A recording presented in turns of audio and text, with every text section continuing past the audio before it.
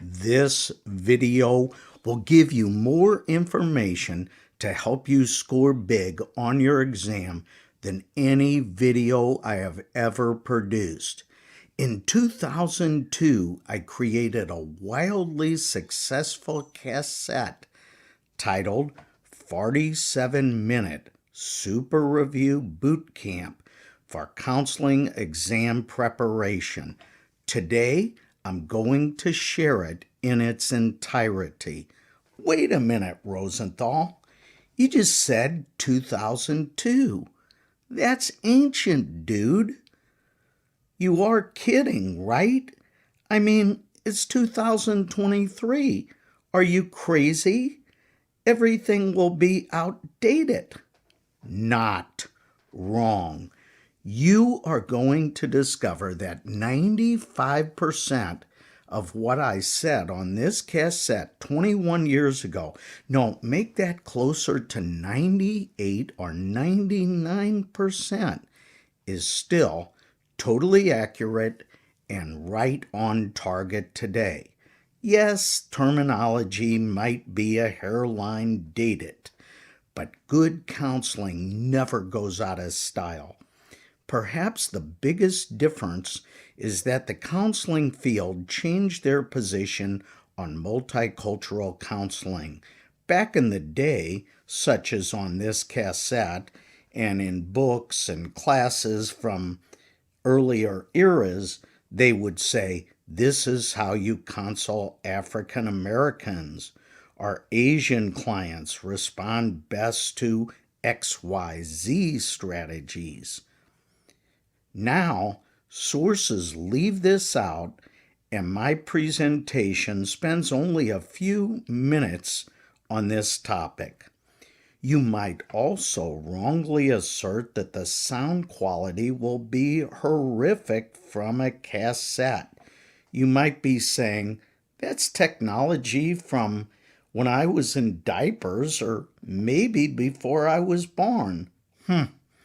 Did you know that Bruce Springsteen, Lou Reed, Sting, and Wu-Tang Clan mastered some of their hits on cassettes? Let me just say I've heard a lot worse sound quality on YouTube. Now, yes, I will be talking rapidly on this program, not because I drank too many Red Bulls or went through the Starbucks line a few times more than I should, but because I am covering an amazing amount of key material in a very short period of time. This will also allow you to gauge if your studies are on the right track. Keep in mind, this program was intended to be used as the final step in your exam preparation. So, here it is. A true classic. Learn and most of all, enjoy.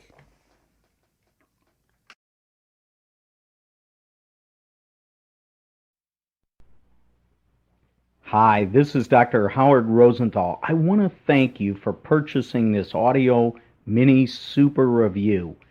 You may know that I don't believe in last-minute cramming for the exam.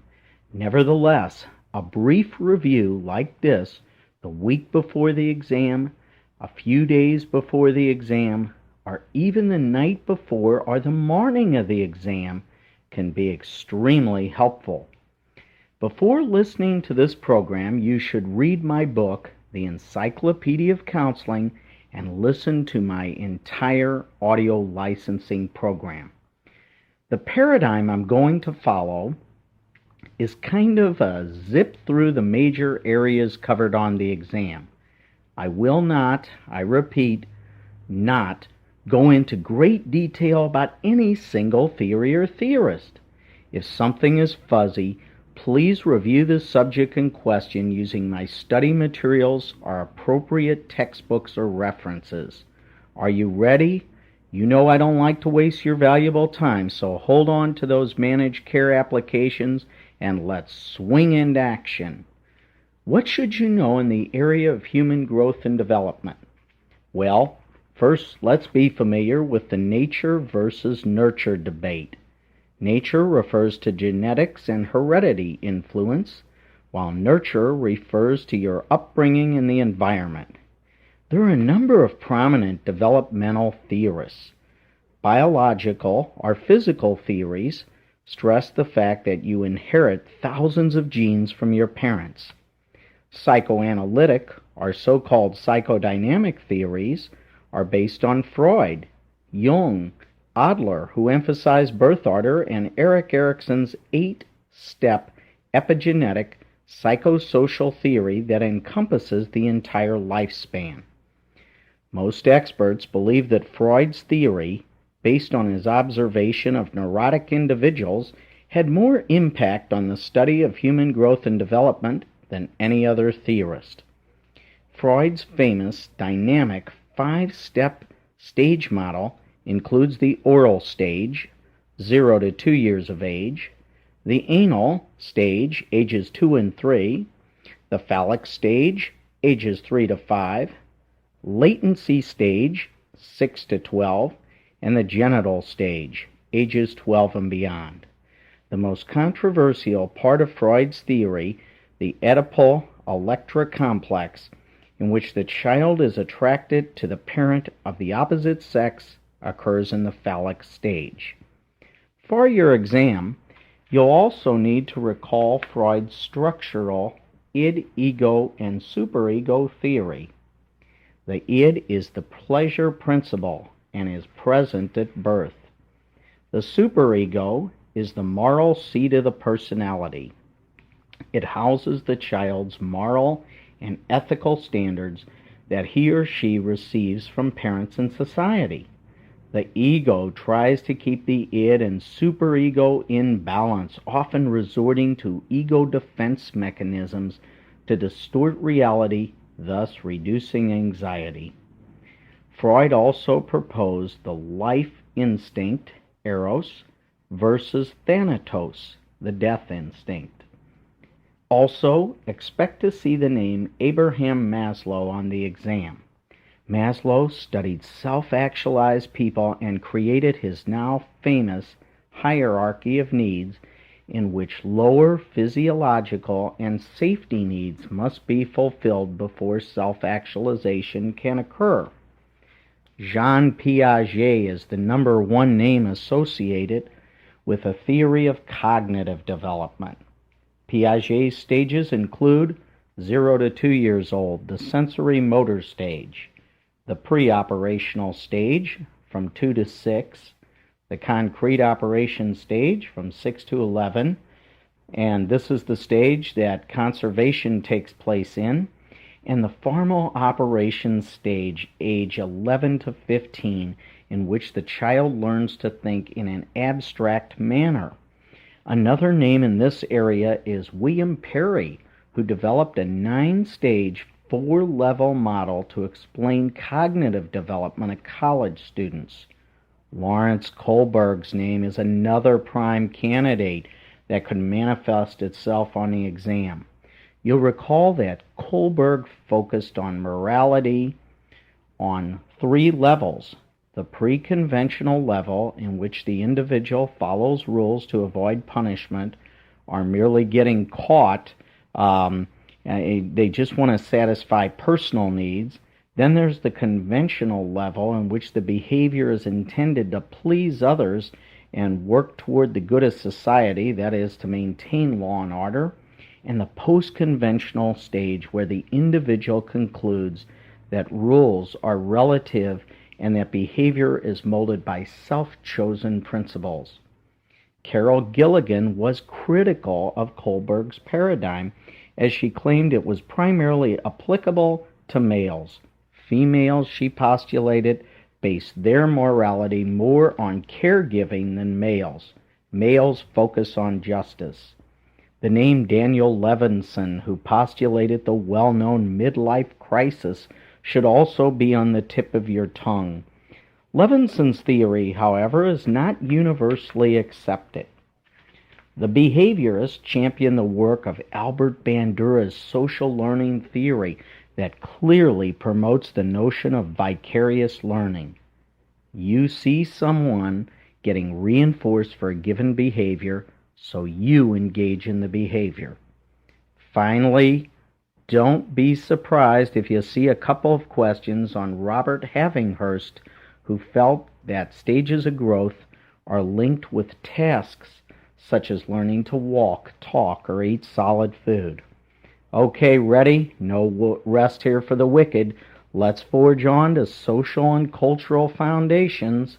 First, let's define culture as habits, customs, art, religion, science, and political behavior of a given group of people during a given period of time. Now, cultures are said to be dynamic.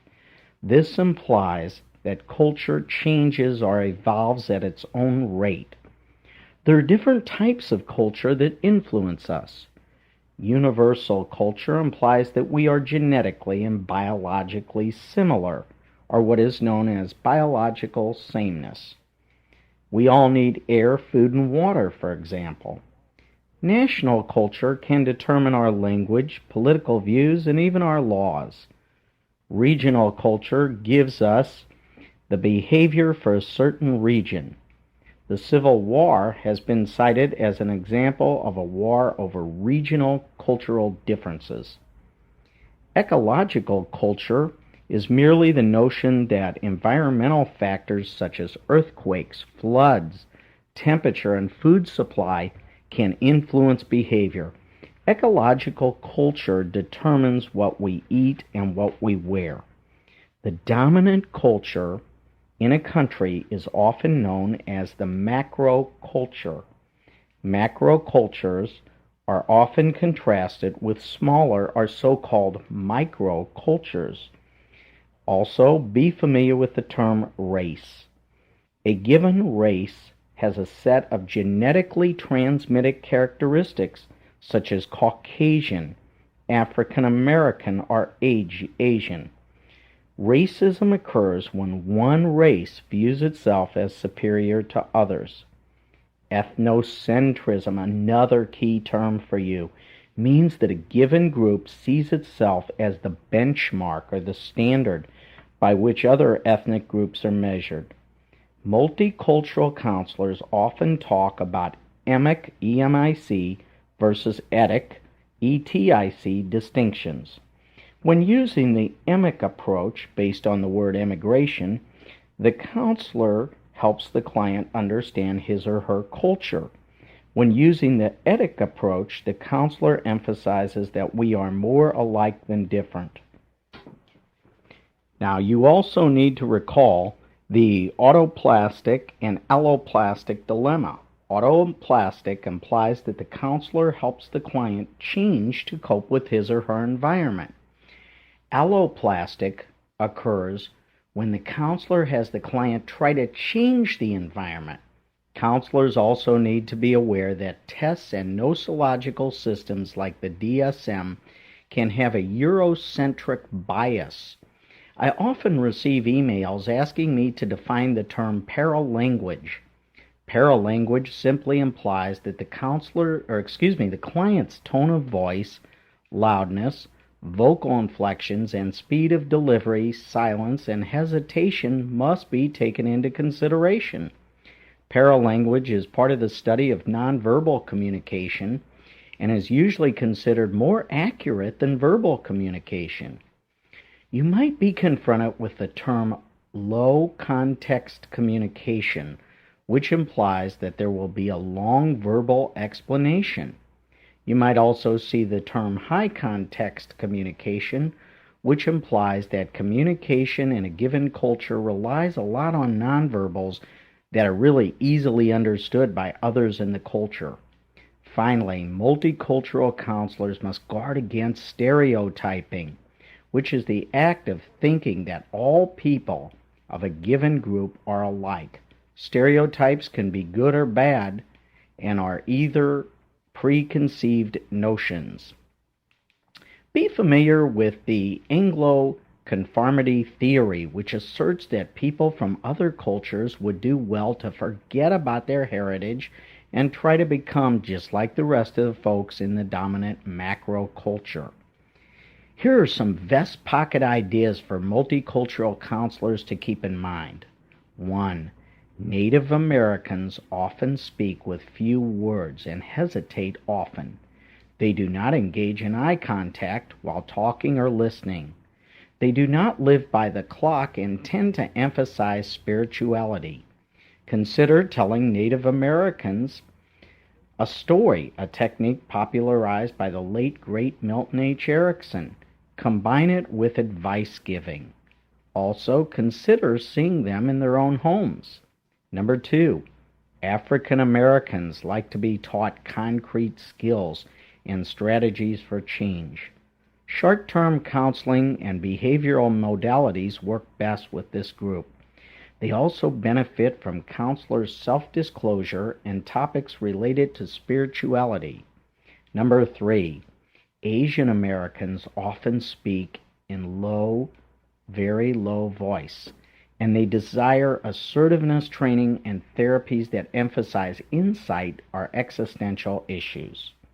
Number 4, Hispanic and Latino clients often benefit from catharsis and abreaction. Getting their feelings out. Psychodrama techniques often work well with this group. They like discussions about the family. Okay, is this a great mini review or what? All right, let's kick your brain into passing gear now, because I'm going to zoom on to counseling relationships and counseling theories. First, of course, there's Freudian psychoanalysis. Psychoanalysis is both a theory of the personality and a theory of therapy. It is often called psychodynamics since Freud was fascinated by physics and believed that the mind worked by transferring energy. Freud believed that talking about your problems and emotions, catharsis and abreaction, were helpful. He used free associations and would actually tell clients to say whatever comes to mind. The key to therapy is insight, that is to say, making unconscious impulses conscious so you can deal with them, even if they occur in dreams. Freud emphasized the importance of ego defense mechanisms that are really unconscious distortions of reality. Repression is the granddaddy of them all. In repression, something that is too painful to face is totally forgotten. Perhaps a client was sexually abused as a child. Then there is displacement. You're mad at your boss, but you're worried about the repercussions of yelling at him, so you take it out on a safe target, say your kids. Hopefully you aren't doing that. Well, are you? Projection is another defense mechanism. Here, you can't accept a quality about yourself, so you attribute it to others.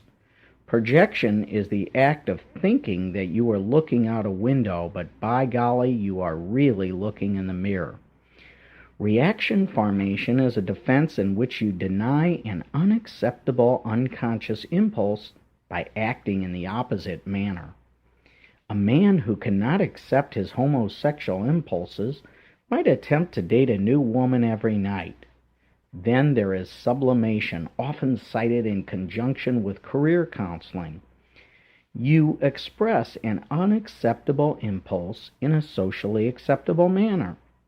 So, a person that likes to cut others becomes a wealthy surgeon according to this theory. Rationalization occurs when a person overrates or underrates a reward or outcome. I really didn't want the promotion anyway. I'd just have to pay more taxes. Yeah, sure. Identification occurs when you join a feared person, such as joining a gang to ease your anxiety. Lastly, some books include denial, although it is not unconscious and automatic like repression. Denial occurs when you purposely don't think of a situation, such as paying your monthly credit card. Another popular theory is rational emotive behavior therapy, or REBT. It was called RET until recently. Albert Ellis, the founder, says that humans are guided by self-talk, or internal verbalizations. We have a tendency to think irrationally, according to Ellis, and the cure is rational thinking. Ellis uses his ABC theory of personality. At A, we have an activating event. At B, we have a belief system. And at C, we have an emotional consequence. At D, the counselor helps the client dispute the irrational belief at B, causing a new healthy emotional consequence at E. This is a cognitive therapy, our theory. Okay, I know that's a mouthful, so roll the tape back. Come on, do it right now. Listen again. Have you done it yet? Okay, that's great. You should also know about transactional analysis, or TA, by Eric Berne. That's Berne. TA stresses the fact that we all possess a parent, adult, and child ego state, or PAC for short. These states roughly correspond to Freud's superego, ego, and id. TA emphasizes games. A game is a transaction that is not healthy because someone gets hurt. First-degree games are not as volatile as second or third-degree games. In fact, in a third-degree game, someone gets physically hurt or even killed. Games involve a crossed transaction between the PACs of two people. The TA therapist is also interested in the life script, or the overall life story plan of the individual. Then there's good old Carl Rogers, who created Rogerian non-directive, client-centered, or what is now known as person-centered counseling. Rogers believed that every client needs a counselor who practices empathy, unconditional positive regard, also known as acceptance or warmth, and genuineness or congruence. Again, empathy, genuineness, and unconditional positive regard. Person-centered therapists use reflection and open-ended questions a lot in the counseling process. Experts often refer to person-centered therapy as self-theory. This approach puts little stock in formal diagnosis and testing. The theory is said to be humanistic because it attempts to foster self-actualization in the client. Now, let's talk about reality therapy. Reality therapy is the brainchild of psychiatrist William Glasser. Glasser speaks of control theory, now called choice theory. Reality therapy has 8 steps. First, you build a relationship with the client. Then you focus on present moment behavior. You help the client evaluate his or her current behavior. Develop a contract with an action plan. Have the client commit to the plan, accept no excuses, and do not use punishment. And finally, refuse to give up on your client. Glasser believes that a success identity is imperative, and it's the result of being loved and accepted. Behavior modification. Behavior mod is based on the work of B.F. Skinner's operant conditioning. Behaviorists use problems and goals that can be observed and measured. Skinnerians rely mainly on reinforcement. All reinforcement, positive and negative, raise behavior. Punishment is intended to lower it. Many agencies use secondary reinforcers, such as plastic tokens or gold stars, that can be traded in for primary reinforcers like candy or going to a baseball game. Ratio schedules of reinforcement rely on work output. A child receives a candy bar after completing 4 math problems. Interval schedules of reinforcement rely on time. A worker receives a paycheck after 40 hours of work. If the work output remains the same, say you always reinforce after 4 math problems, then the schedule is fixed. If you vary the time or the work output, say you give the child a candy bar after 2 minutes of math problems, then after 5 minutes of math problems, then the schedule is variable. A behavior can be lessened or eliminated by a lack of reinforcement, which is known as extinction, though the behavior often gets worse or increases before it extinguishes. Now, timeout is a common form of extinction. Remember, the key principle of operant conditioning is that behavior is affected by the consequences that come after the behavior. When a counselor is attempting to teach the client a complex behavior, the counselor uses shaping with successive approximations, reinforcing small chunks of behavior that lead to the desired outcome. You also need to know about Joseph Wolpe's systematic desensitization based on Pavlov, Watson, and Mary Cover-Jones that helps remove phobias. This technique, that can be used in individual or group therapy, uses relaxation and pairs it with anxiety-provoking thoughts. It can also be called reciprocal inhibition, and it uses a hierarchy of imaginary scenes of feared stimuli. This is successive approximations in the imagination, if you will. Behaviorists also rely on assertiveness training that utilizes role-playing, sometimes called behavioral rehearsal. Behaviorists are also keen on implosive therapy, which has the client imagine scary or feared stimuli in the safety of the counselor's office. Your exam will also no doubt touch on the work of Frederick Fritz Perls, who created Gestalt therapy. Gestalt roughly means whole, form, figure, or configuration. The goal of Gestalt is to make you a complete person. Gestalt therapists focus on the here and now and emphasize that dreams are the royal road to integration of the personality. Gestalt helps people get over unfinished business by enhancing present moment awareness. Exercises and experiments are often used to frustrate the client.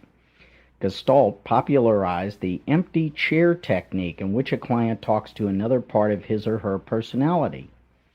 Most counselors claim they are eclectic and use strategies from a number of counseling schools. This approach, the eclectic approach, was popularized by Frederick Thorne. Recently, family counseling is extremely popular. This approach asserts that the pathology resides in the family system and not in an individual. The client is the family. Family therapists believe in circular rather than linear causality. Some famous family therapists include 1. Nathan Ackerman, who used a psychoanalytic or psychodynamic approach. 2. Experiential family therapist Virginia Satir, who popularized the notion that in times of stress, family members resort to 4 inept patterns of communication: the placator, who tries to please everybody in the family; the blamer; the reasonable analyzer, who intellectualizes; and the irrelevant distractor, who interrupts and changes the topic to something irrelevant. Now, number 3, another experientialist is Carl Whitaker, who could be very wild, radical, and creative, and often utilized a co-therapist. Number 4, Murray Bowen is cited as the key name in intergenerational family therapy. Bowen popularized the notion of triangulation that occurs when 2 people who are stressed bring in a third party to reduce the dyad stress level or restore the equilibrium. And believe me, folks, it doesn't usually work.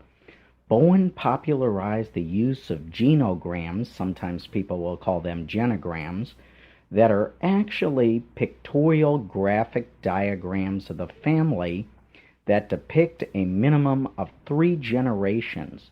The term fusion, which is a blurring of the psychological boundaries between the self and others, is associated with Bowen. A person driven by fusion can't separate thinking and feeling well. The opposite of fusion is differentiation. Differentiation is the ability to control reason over emotion. People often secure their level of differentiation from a multi-generational family transmission process. Number 5. Salvador Minuchin is the leading name behind structural family therapy. This theory purports that changes in the family system, subsystems of the family, and family organization must take place in order for individual family members to resolve their own problems. Number 6. Jay Haley and Chloe Madonis are powerful names in strategic family counseling. This approach, also called the MRI model and the communications model, in this paradigm, the therapist gives directives or prescriptions. Many times, these prescriptions are paradoxical. For example, telling a client who is afraid he will shake to try to shake as much as he can. Other brief strategic family therapists who champion paradox or prescribing the symptom, sometimes called prescribing a double bind, include Stephen DeShazer, Paul Watzlawick, Don Jackson, and of course Michelle Weiner Davis. Brief solution-oriented therapists speak of first-order change, which is superficial, and second-order change that includes actual changes in the rules and structure of the organization. Okay, let's spend just a moment recalling the term consultation.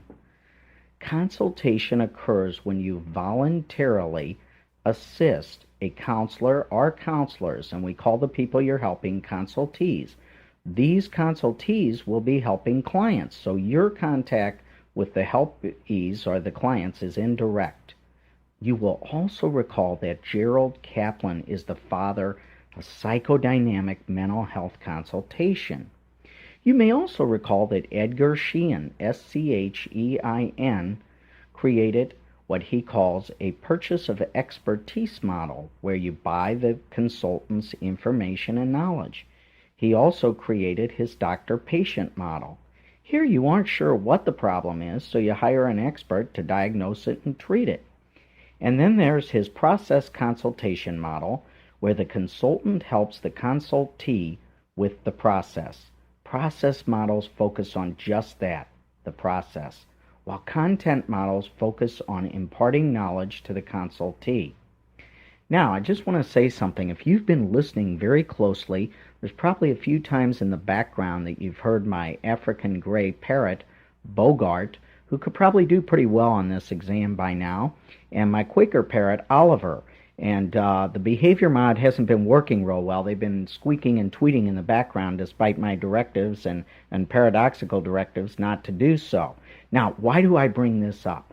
Because what I did here, folks, was I just brought the studio equipment right into my own office in my house to make this a relaxing, fun sort of a setting. That's what I want you to do. You know, take these tapes to the beach or take this tape to the park, or if you relax in the drive-up window of a fast food restaurant, that's cool too. Take it there. But even though it's a serious thing, studying for this exam, you'll get a lot more out of it if you do it in a relaxed, pleasant setting. Okay? In fact, maybe you can use it to turn a boring traffic jam into a world-class experience. How does that sound? I don't know if that's a relaxing setting, though. Probably not for most of you. All right, let's zoom on to group counseling. Are you with me? Group counseling. Before I do, let me briefly mention that I forgot to mention Bill O'Hanlon's name as one of the premier pioneers in solution-oriented therapy. The obvious question in this section about groups is, why do groups work so well? Well, according to expert Irvin Yalom, there are 11 reasons.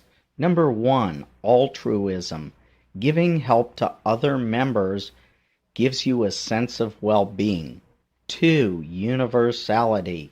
Simply the notion that you are not the only one in the world with a particular problem. Number 3, installation of hope. In plain everyday English, the members expect the group to work. Number 4, catharsis. Talking about your difficulties is beneficial. Number 5, group cohesiveness or a sense of we-ness. 6, imitative behavior. As you know, behaviorist Albert Bandura's social learning theory suggests that we learn by watching others. In this situation, the members copy or model the leader as well as other group members. Number 7, family reenactment. The group helps abet family of origin issues and feelings, and the group allows you to work through them in a family-like situation. Number 8, imparting information. This could be advice or even psychodynamic insights. Number 9, interpersonal learning. Members receive feedback regarding how their behavior affects others. Number 10, socialization techniques such as feedback and instruction are helpful. And number 11, existential factors. For example, discovering that life can have meaning even if it is seemingly unjust and unfair at times. A group can have a single leader, or it can be led by co-leaders. Co-leadership has its advantages. For example, you have 2 role models for members, perhaps even 2 genders. Co-leaders provide more feedback than one leader, and one co-leader can deal with a client if the other co-leader is experiencing countertransference with that client. 2 leaders can better see what is transpiring in the group. But co-leadership can also have disadvantages, including the fact that the leaders can work at cross purposes. They may be using conflicting models of therapy. They could even be in a power struggle. They may each decide to charge the client a separate fee. Horrors. Group work is cost effective. First, you define the purpose of a group and you screen the people in the group. If the group is an open group, you may not let new members join after it begins. This is not true in a closed group. For adults, 8 members is a good size with no more than 10 members and no less than 6. For children, 3 to 4 kids is generally appropriate. Most experts believe in stage models to explain development and dynamics in a group. The first stage is called the initial stage, the farming stage, or the orientation stage. This is the kind of get acquainted stage. Next, there is the transition, conflict, or storming stage. This stage is characterized by power struggles for control and resistance. The next stage is the working stage, productive stage, performing stage, or action stage. Yes, it can go under a lot of names. Here the group works toward goals in a cohesive manner. They kind of all pull together. Finally, we come to the termination, completion, or mourning and adjourning stage. The member must now deal with saying goodbye. You need to know that some group member roles are positive, such as helping others and being a stellar role model. Other roles, such as monopolizing the group, intellectualizing too much, being silent, or attacking other people, are considered negative roles. Now, there are several leadership styles for running groups. The autocratic or authoritarian style advocates making decisions for members, and this approach is appropriate during a crisis or when a quick decision is in order, but in most situations it's going to foster resentment. The laissez-faire or hands-off, little involvement approach is appropriate when all the members are very committed to the group outcome or goal. The democratic approach that allows input from members, unlike the autocratic leadership style, but allows group members to have input into their decisions, is generally the best style. In the speculative style, the leader keeps the discussion riveted to the present and specifically how it relates to the behaviors of the group members. Charismatic leaders rely on their personal power and charisma to move the group in a desirable direction. There are several types of groups. 1. Guidance groups provide members with information relevant to their situation. 2. Counseling groups focus on conscious issues related to personal growth and development. 3. Group therapy, a term coined by Jacob Marino, who founded psychodrama, can focus on unconscious material, the past, and personality change. 4. T groups, that are training groups, often intended for business or personal motivation. 5. Structured groups that are centered around a certain issue such as shyness or how to prepare for a job interview. Number 6. Self-help groups such as AA that are not led by a professional. These groups have been dubbed as support groups, and those that follow the AA model are often called 12-step groups. All right, now let's switch gears and discuss lifestyle and career counseling. This field has several well-known theories. The first is the famous trait factor theory, also called matching or actuarial approach on some exams. The theory is associated with Frank Parsons, the so-called father of guidance. Parsons wrote a famous book published after his death in 1909 entitled Choosing a Vocation. Simply put, this theory assumes that a client needs to know his or her personal attributes and interests or traits. Next, appropriate occupations should be investigated, and finally, match the client's traits to the occupation. E.G. Williamson expanded on this theory and turned it into a 6-step approach: analysis, synthesis, diagnosis, prognosis, counseling, and of course follow-up.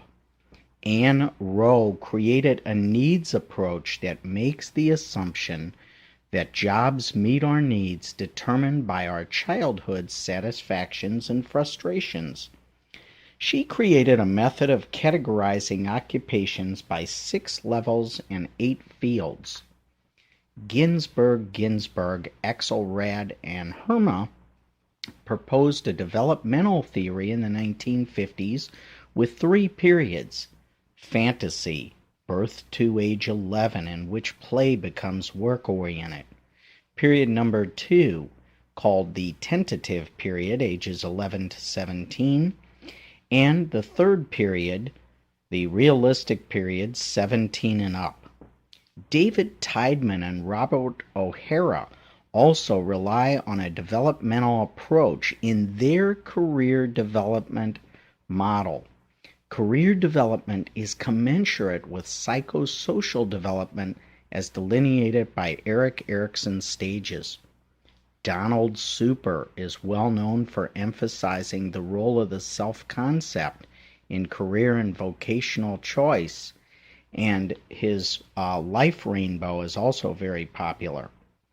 John Holland's personality typology theory should also be discussed. Holland purports that there are 6 personality types: the realistic, investigative, artistic, social, enterprising, and conventional. He is also known for his assessment tools, namely the self-directed search, my vocational situation, and the vocational preference inventory. Krumboltz, Mitchell, and Jones suggest that career decision is based on social learning theory. Now, this is a behaviorist position. According to this theory, 4 factors impact career choice. 1. Genetic factors and special abilities. 2. The environment and special events. 3. Learning experiences. And 4. Task approach problem-solving skills. Recently, we've been hearing a lot about computer-assisted career guidance, or CAGC, such as Siggy or Discover. To use computer-assisted career guidance, the counselor should 1. Screen the client to make certain this modality and the computer program is appropriate. 2. Give the client an orientation to describe the pros and cons of the system And 3, follow up to make certain an appropriate plan of action is evident.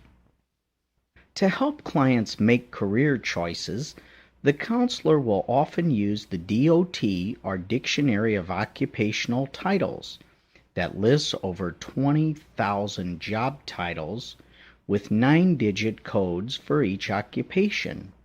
The OOH, or Occupational Outlook Handbook, which gives job trends for the futures and salaries, is also a very good guide to use.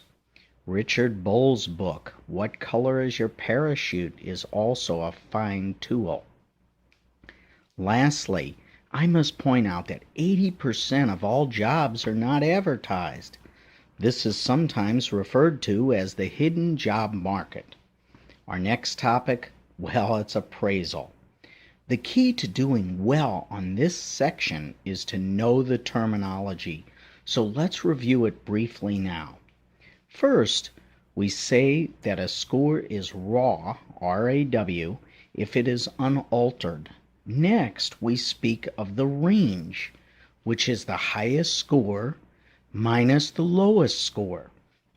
On some exams, 1 will be added to the answer. Then there are 3 averages, or so-called measures of central tendency. First, we have the mean, or the arithmetic average. Now, I'm sure you remember this one. If your gas bill for a year is $144, you wish, then your mean bill per month is $12, or 144 divided by 12. Then there is the mode, which is the most frequently occurring score or category. Finally, we have the median, or middle score, when the data are ranked from highest to lowest. In a normal curve, the mean, the median, and the mode all fall in the same point in the center of the bell-shaped curve. When a curve leans, we say that it is skewed. If the tail points to the left, then the curve is negatively skewed. If the tail points to the right, when you draw or graph the curve, it is positively skewed. Another key concept is standard deviation, which, like the range, is a measure of variability. A standard deviation of 1 is a z-score of 1. A standard deviation of -2 is a z-score of -2, etc. T-scores have a mean of 50 and a standard deviation is 10. So if your test asks, what is a t-score when the standard deviation is 2, then the answer is 70. If the test asks, what is the t-score for a standard deviation of -3, then the answer is 20. Now let's talk about psychological and educational tests. The most important property of a psychological test is validity. Does the test really test what it purports to test? The second most important factor, reliability. Is the test consistent? In other words, will it give similar results if we administer it again and again and again? Now remember this, write this down on your shirt sleeve and don't wash it off for a week. A reliable test is not always valid, but a valid test is always reliable. Now, you're probably going to see this one on your exam. What is the difference between an aptitude and an achievement test?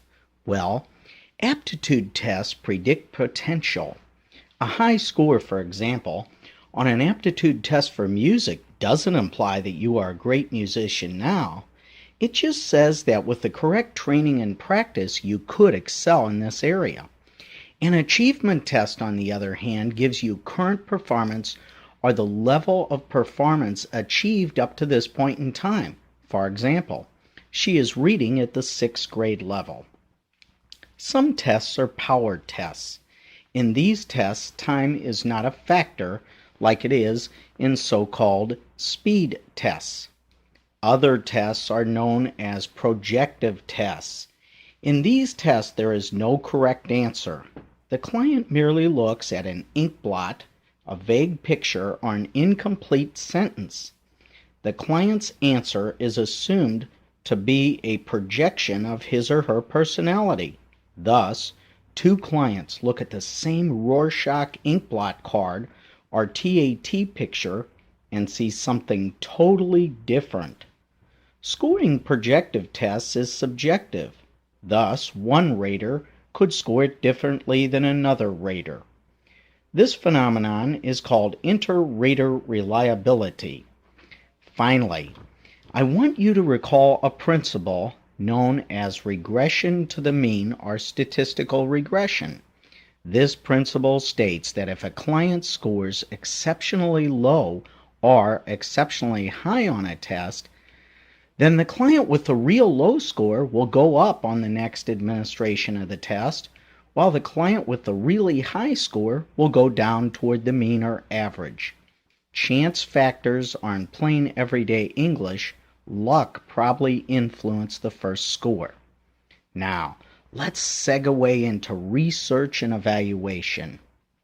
First, remember that correlation is not causal. Correlation is simply an association or relationship. The correlation between people who have an open umbrella and rain is very high, but opening your umbrella does not cause it to rain. Correlations go from -1 to 0 to +1. 0 means no correlation, while +1 and -1 are perfect correlations. A correlation of 0.5 is not higher than a correlation of -0.5. In fact, a correlation of -0.8 is stronger than a correlation of 0.5. A common type of research is the experiment. Two or more groups are used. The people are picked for the groups using random or systematic sampling where every nth person is chosen. The experimental group gets the IV or independent variable, also known as the experimental variable. The control group does not receive the IV or independent variable.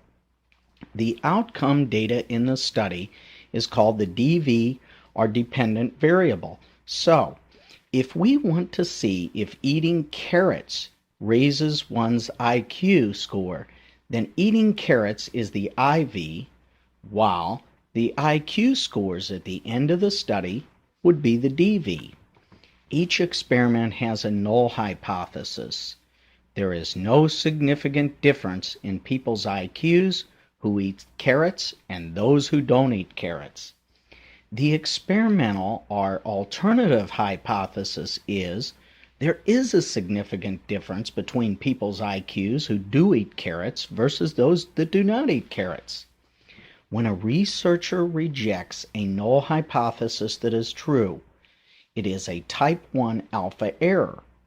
When a researcher accepts null when it should have been rejected, we say that a type 2 beta error has occurred. The significance level for the social sciences is usually set at 0.05 or less, say 0.01 or 0.001.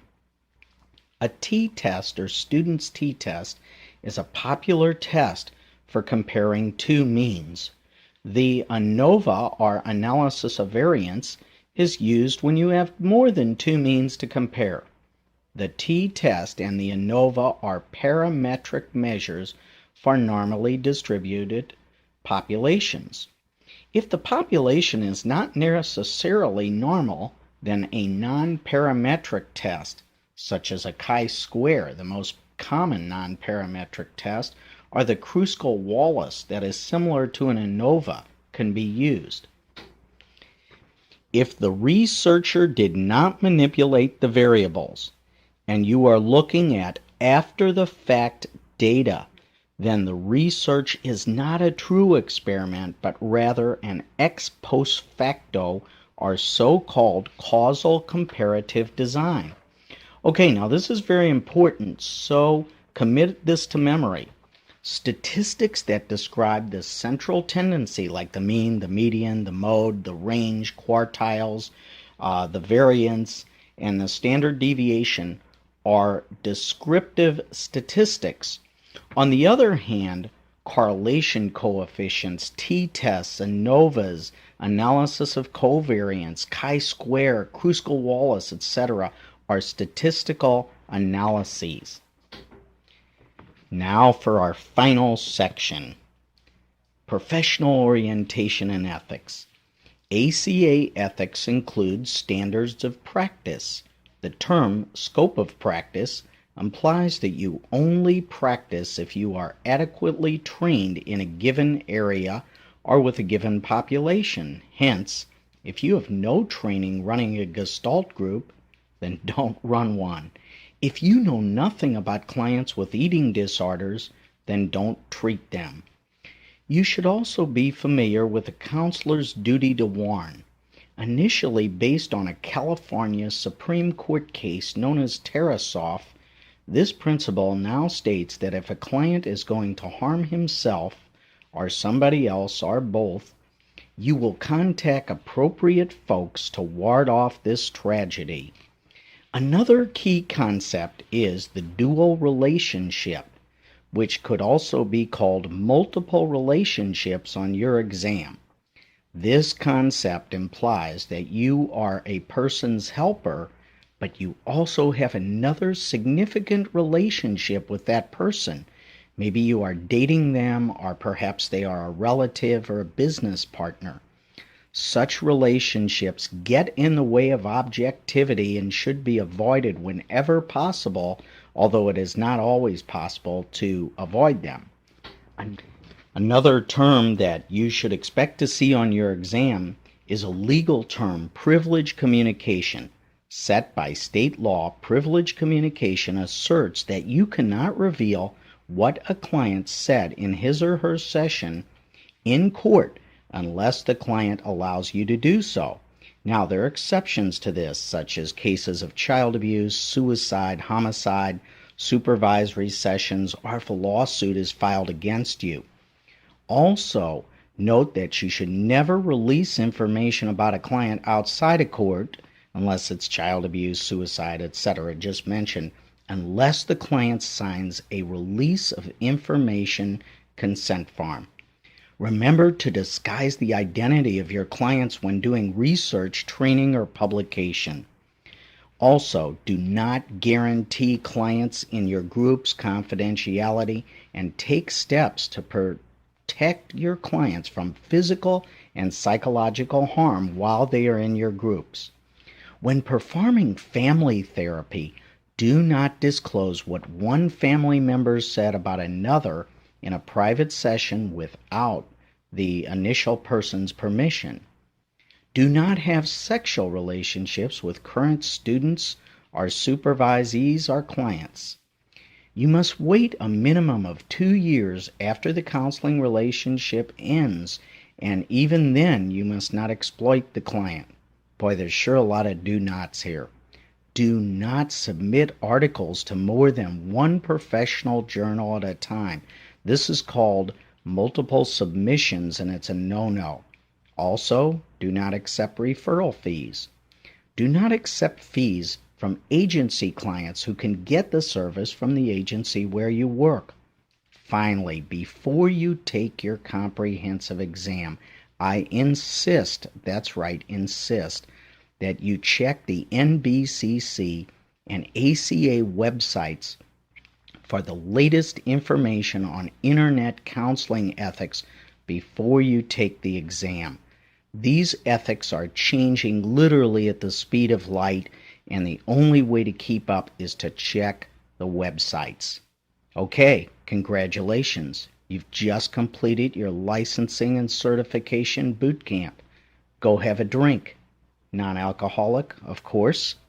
And hey, remember to let me know when you pass the exam. I'll be rooting for you every day. I want you as my next testimonial.